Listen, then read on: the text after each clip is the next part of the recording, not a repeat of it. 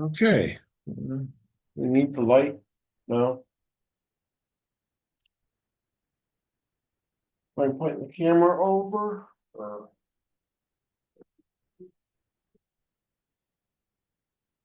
No, I mean, I was just gonna point the camera at the couches. Oh, okay, good. Yeah.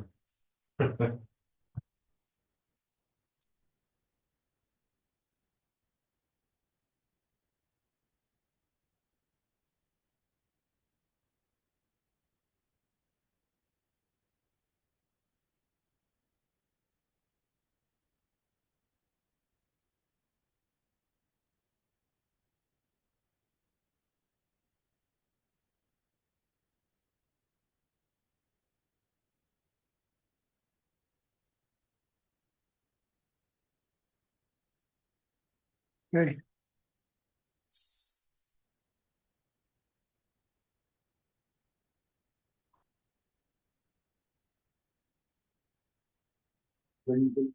Sound, I'm gonna run back up to the computer and let them in.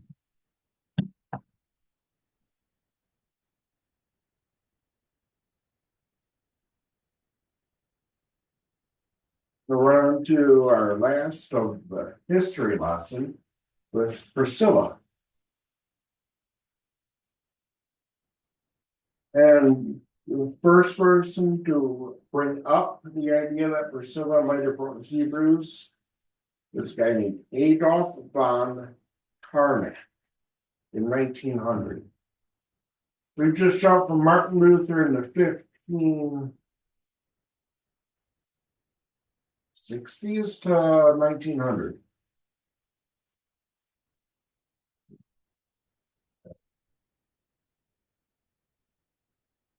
Yeah, it's not surprised, but still. Yeah.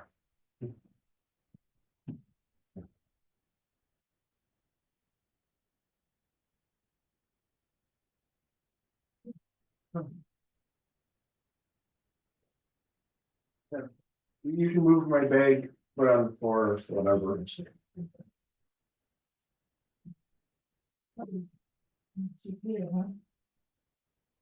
Change things up.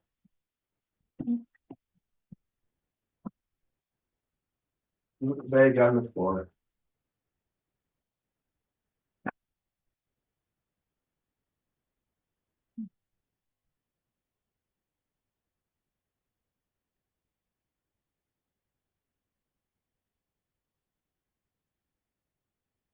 So you just missed that.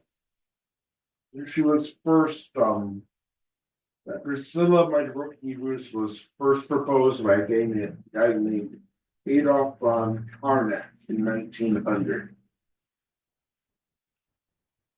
So tradition holds that she was martyred in Rome. And there are churches and tablets with her name inscribed all over the city. It seems like the tradition was that she was burned. They put a church right where that happened. Yep, they have done the Ostia Way, a major road that goes right along the Tiber River. They burned her. And Aquila, they burned them both together.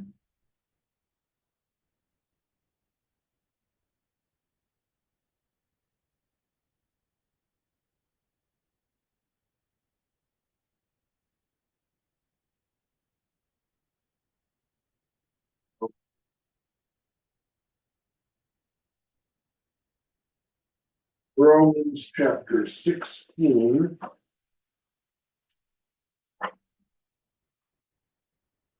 Three through 5. Romans 16.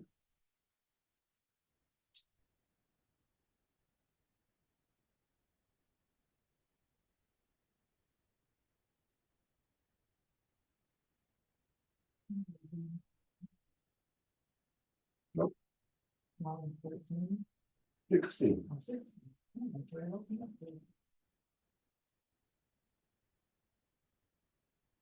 Yeah, it turns out that Paul's habit of thanking people at the beginning and the end of his books is really important when you're looking at historical figures.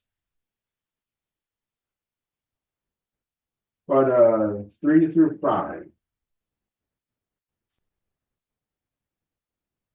Greet Pricilla and Aquila, my helpers in Christ Jesus, who have for my life laid down their own necks, unto whom not only I give thanks, but also all the churches of the Gentiles.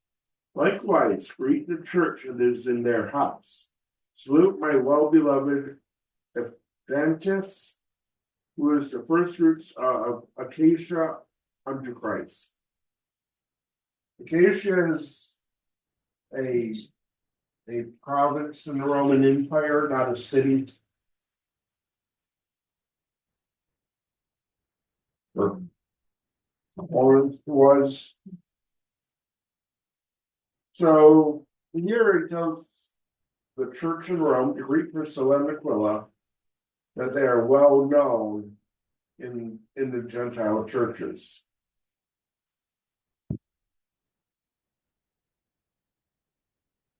And as is usual for her, she is mentioned first. And that is a tell that she is more prominent than her husband. It's the normal at the time would be to mention the man first, and very rarely does that happen with Priscilla. Which happens there, it's assisted being. It's a shout out. When he was 16. Yeah.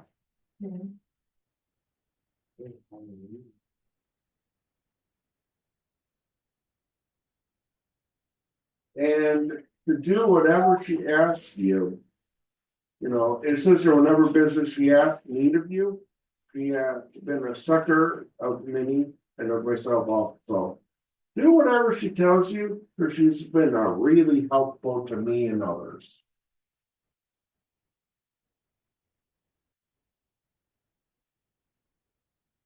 And I believe servant there is Diakonos. I think we went through that. Oh, yeah, it says they deacon. Yeah. Church. Yeah. So yeah, Phoebe was a deacon, and even further, like if she tells you do something, then do it.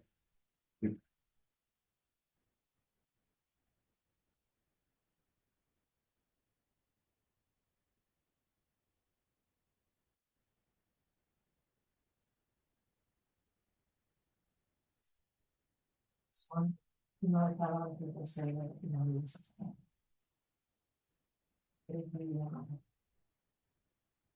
That he put down in section, supposedly it's people say it's that they get out of some of those letters, which I never had out of any of it, so I don't, And I'm just wondering if, because of how the respect that he shows these women and everything, is that he saw them as equals. So I'm just wondering if maybe, because like we said, like not to get married, somebody that's asexual, like, you see no reason to get married. No, I've never gone on a date. Yeah, so you don't gonna. Well, he took seriously when it said in Christ there is no this. But also, there's a theory that Paul was asexual. It's a minority because 1 Corinthians 7, if we want to sidetrack a little bit, let's just turn the page to 1 Corinthians, and we're in chapter 7. Line.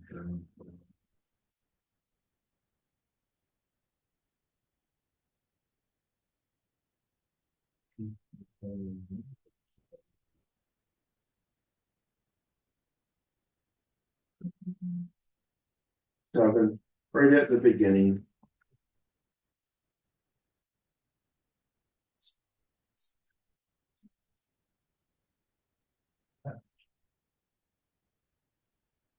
Yeah, 7:7. Anybody want to read that one? I wish that all were as myself. And that each has a particular gift from God. One having one kind and another a different kind. To the unmarried and the widows, I say that it is well for them to remain unmarried as I am. But if they are not practicing self-control, they should marry. For it is better to marry than to be aflame with passion. Yeah. Now to stop there, And it just, I mean, in the way they break, I mean, it doesn't say one way or another if it's man or woman, it just say married or widowed. yeah, and A widow is, for someone that's not aflame with passion, and I have to actively think about it when sexual ideas come up, it's not where my mind goes. That just sounds like something I would say, like, if you have to, I guess get married. I mean, it's probably best. And again, he thought Jesus was gonna come back any day now. So why would you bother getting married if Jesus will be back tomorrow or a month? Talking English, that's like that. Yeah, he's gonna come back soon. Yeah,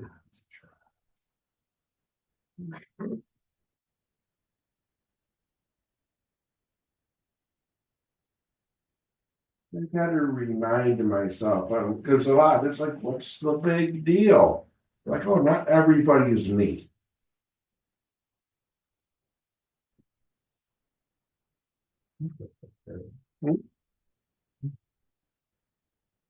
asexual vegetarian. Well, my normal mind frame is what's so hard? Like, just don't do it. It's easy. Like, yeah, but not everybody's me.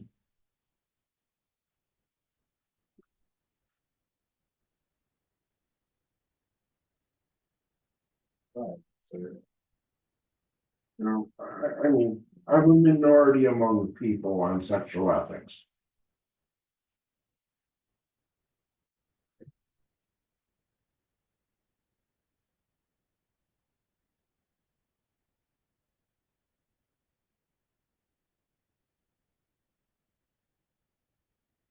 So we remember from X, if we want to turn there, I didn't mark it down. But Priscilla and Aquila were kicked out of the city of Rome. They were living in Rome. Something happened and Caesar kicked all the Jews out. That's how they ended up in Corinth and met Paul. But if we go to Hebrews 11,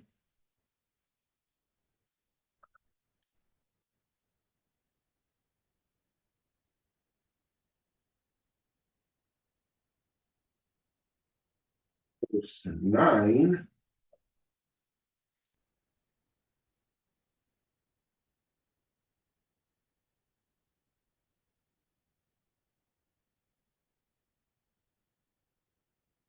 they stay for a time in the land that been promised. In a foreign land, living in tents. This is Isaac and Jacob. Were heirs with him of the same promise. yeah, So she's doing a shout out to tent. yeah, and all the biggest thing is that it's sojourners. She was kicked out of her hometown, just like Abraham. So someone that would have had that experience, because there's so many things in life, Abraham, you can focus on. You can focus on how old he was before God fulfilled the prophecy. You can focus on his sons. Trying to kill him. Yeah, But she focuses on when he was a refugee, kicked out of his home. because she was kicked out of her home.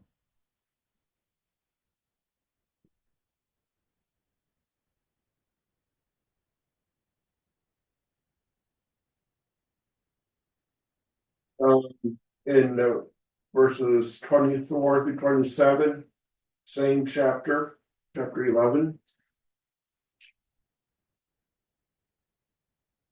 By faith, Moses, when he was grown up, refused to be called the son of Pharaoh's daughter, choosing rather to share ill treatment with the people of God than to enjoy the fleeting pleasures of sin.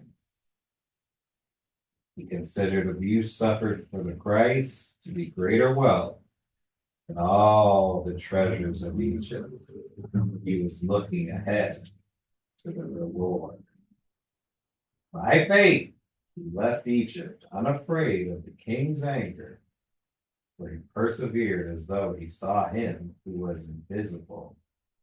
By faith, he kept the Passover and the sprinkling of blood, so that the destroyer of the firstborn would not touch the firstborn of Israel. Yep. That's again focusing on Moses getting kicked out of Egypt. So contextual clues do point to Pricilla. Oh, and that she was kicked out of Rome is in Acts 18, verse 2. Oh, we can turn there. What is it? 18? 18:2. Page 10. 18:2. Priscilla gets kicked out.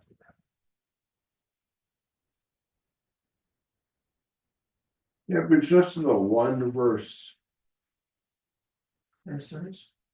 second, 18:2. Want me to read it from the native? Sure. There he found a tribal member named Storm Eagle, Aquila, who lived in land of black waters, Pontus. He and his wife, Lives Long, Priscilla, had recently moved from the land of young bulls, Italy, because walks with a limp, Plautus, the ruler of the people of Iron, Caesar, had ordered the removal of all tribal members from that Jewish. So that is Claudius taking all the Jews out of Rome. What's Paul's name and name? Small man. You're gonna look at 18:1, because 2 doesn't say Paul. Small man. Oh, that's because he had to become a small man to glorify big man. Large man is God. After this, Paul left Athens and went to Corinth. And he found a Jew named Aquila, a native of Pontus, who had recently come from Italy with his wife Priscilla, because Claudius had ordered all the Jews to leave Rome. Paul went to see them, and because he was of the same trade, stayed with them, worked together by trade. They were tent makers. Those tent makers say, Well, they were. They start out right at the beginning, small, and found out that they were both tent makers, as he was.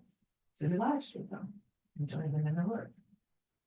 And on every day of resting in the gathering houses, he debated with his local tribe members and the wisdom seekers, the Greeks, trying to convince them about Creator sets free, Jesus. Yes. Oh, they might be, oh, it's. Bringing the back door button. No, that's the phone. No, that's the back door ring. I opened it. Well, you welcome, maybe they didn't realize it's open. Definitely open. Cause when it's on the answering thing, it goes after 2 rings, it goes right to the answer. I guess we have to take over the broadcast since our leaders left us. Let's see, we could do like a middle of the show recap. Show me this. That. Mhm. It's,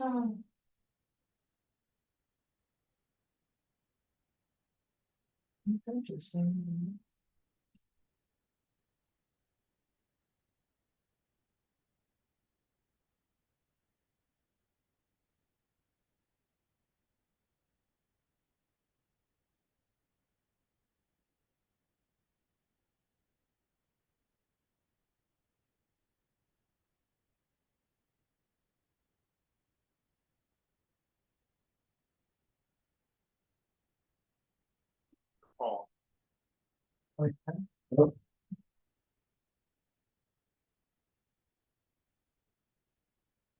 So, one thing I found early in my research that I had to keep till now was that the book of Hebrews is a sermon.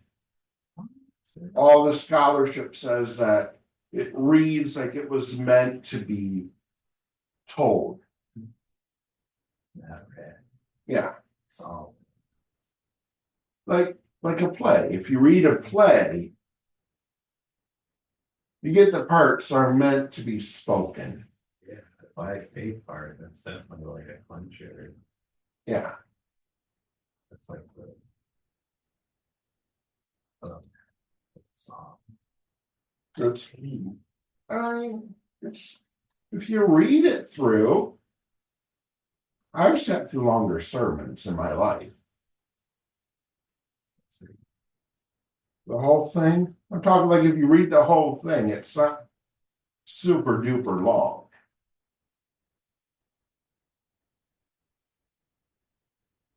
And also, it seems to be written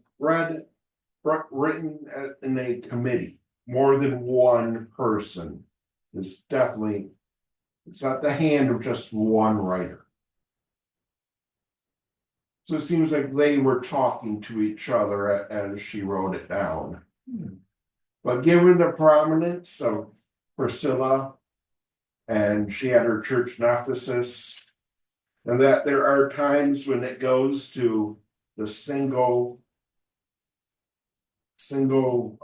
person pronouns, that it seems like she had final say. If she wrote it, they were both talking about it, but some point it seems like this is what I think, goes straight to I instead of we in the Greek.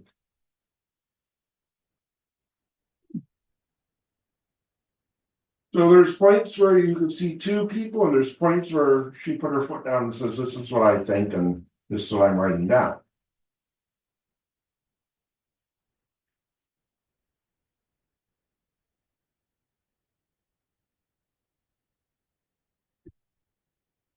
We go, not a detour, we're going to go back to 1 Corinthians 16:19.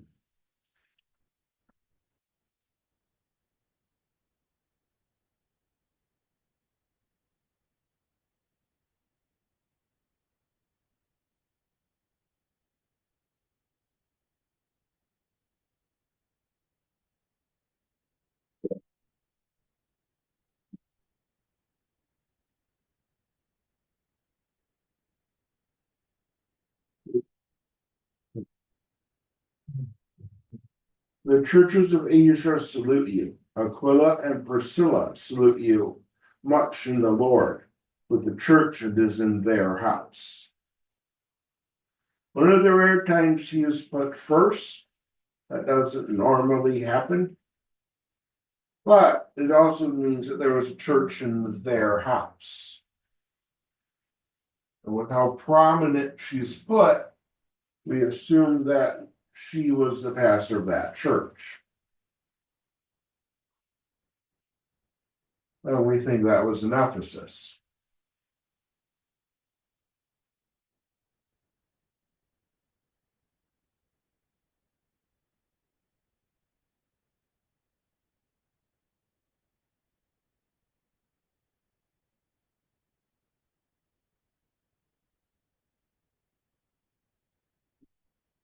in Hebrews 13:23.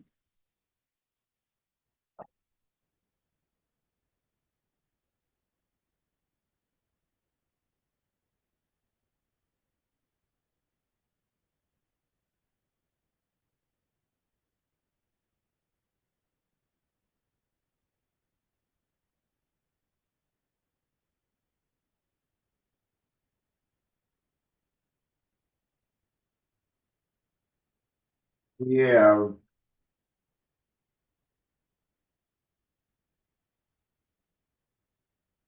Yeah, I can read this one again. Know ye that our brother Timothy is set at liberty, with whom, if he come shortly, I will see you. And that is one of our requirements for the authorship of Hebrews, is that they knew Paul and the companions of Paul. So right there, who the author said, yeah, I know Timothy, which is really close to Paul. It says, I appeal to you, brothers and sisters, bear with my word of exhortation. I've written to you briefly. I want you to know that our brother Timothy has been set free if he comes in time. He will be with me when I see you. These are your leaders and all the saints. Those from me send you greetings. Grace be with all. Your sister, Pricilla. That's how we're gonna do it. So while we don't have anything written by her like any other works, I mean, as a woman of the day, you wouldn't expect that, and if she was primarily a preacher, then is every sermon gonna be caught or saved? So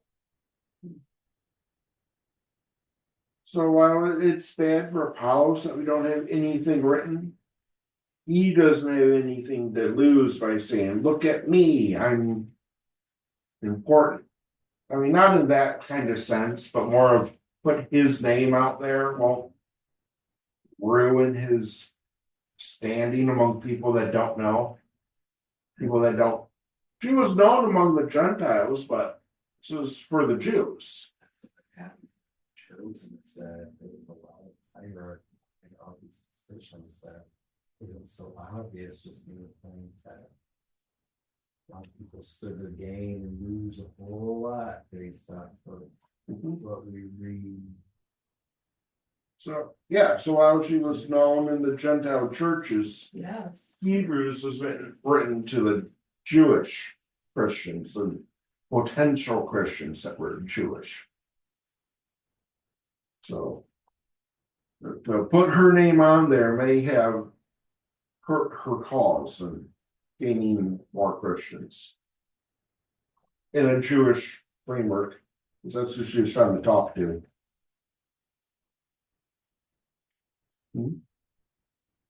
I'm sorry. I'm doing two things at once. Oh, I mean, you're free to not like it, but that's like Oh, no.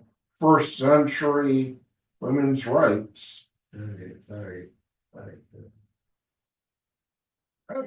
But the Bible is, as we see through this talk, the Bible is more pro-woman than a lot of people give it credit for. Well, I'm not going to say there aren't parts like, I don't know, a woman should be subject to a man. Oh, right. I'm not going to pretend like it's not there, but it's better than a lot of people give it credit for.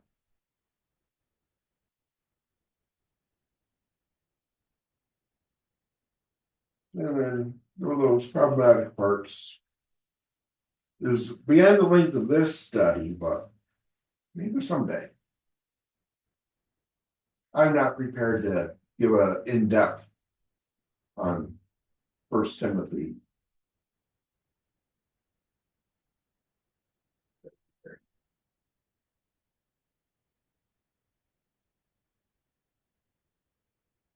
Yeah, Priscilla's my number one, because again, it was written as a sermon. It was written in committee, it wasn't just one person writing the whole thing. And she had a lot to lose with her audience of Jews being a woman. Why she would have tried to pretend to be Paul. Right. And it doesn't say who wrote it, but we think it was Paul.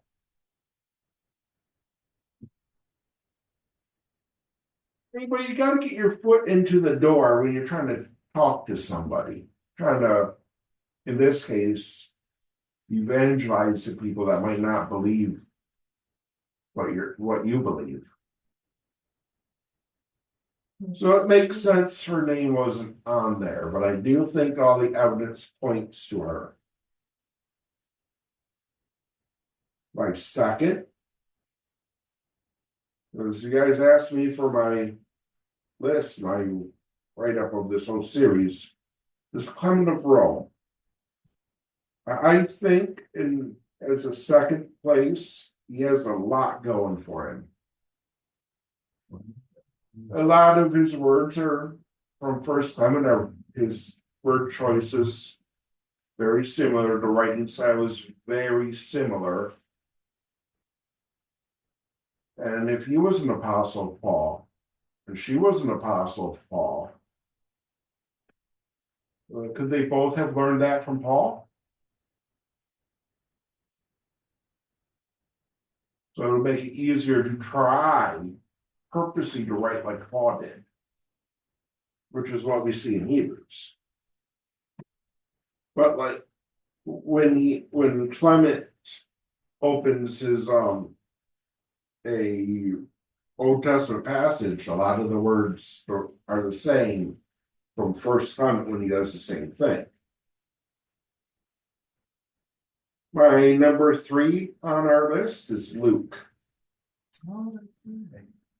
I think that the argument that he was holding back so that Theophilus, that he wrote Luke and Acts to, could read it, that he wasn't, writing the way he would normally, Theophilus might not have gotten the kind of Greek that's in Hebrews. So he wrote it the way Theophilus would get it, but then when he wrote Hebrews, he would have just let it all write it the way he would, since it's kind of a general epistle to Jews, instead of anybody in particular. I think that's a really strong argument for Luke. And then my next one would be Apollos. It's a learned man from Alexandria, where they're known for writing. So this kind of Greek would have been pretty normal for someone like that. But we have nothing else to compare it to, which is a knock against him, a pretty big one against him. Unlike Pricilla, a woman writing to Jews, Apollos would have no reason not to put his name on here. A Jewish man writing to Jews, no reason not to. It would have just helped your case because he was locally famous.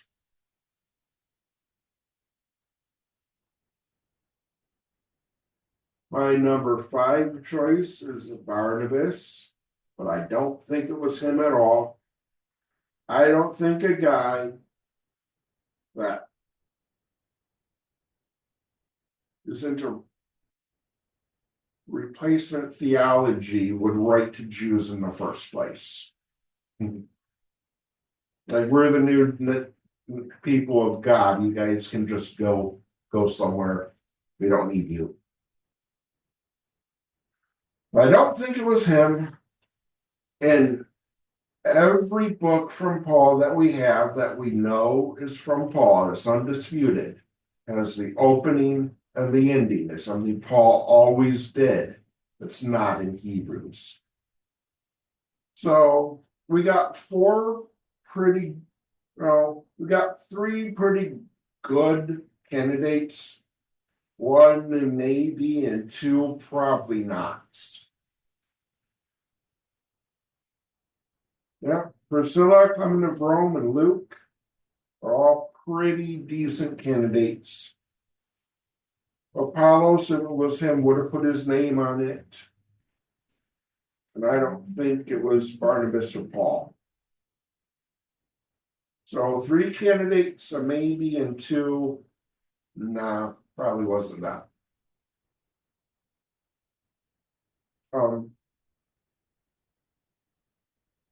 Yeah, for such a strong case. That's all I have. But I really do think it was her. I do too, because of. Just the way it's.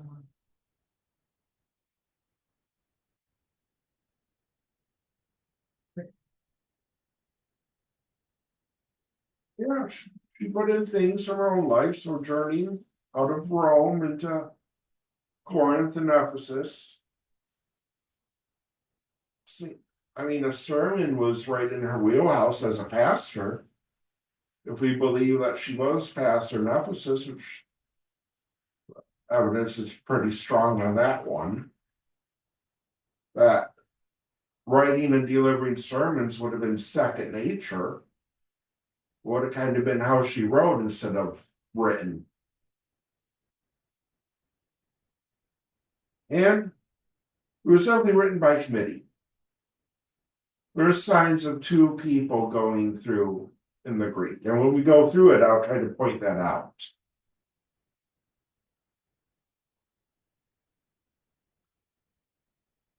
Yeah, that is my presentation. Any questions?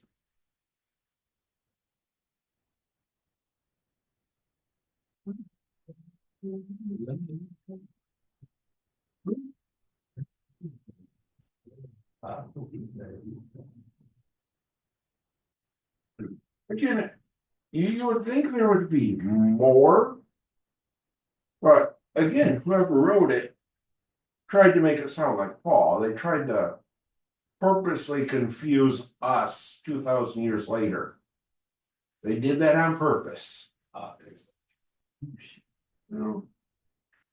And again, that also points to Priscilla. Because trying to be Paul gets you more leeway for people to listen to you. For a first century Jewish audience that she was trying to get to.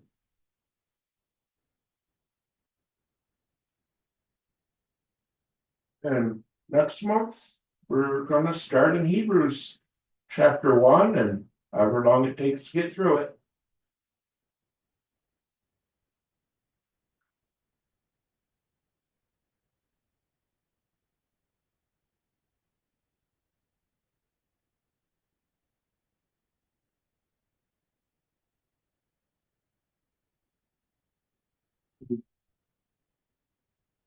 More used to it as I did it, but these historical things are not what I'm used to doing, so maybe the actual Bible study would be better. I don't know. But after a while, I kind of got my footing in this.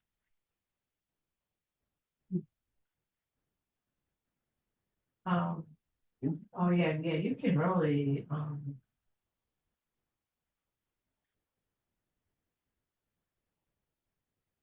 you can really, do a deep dive.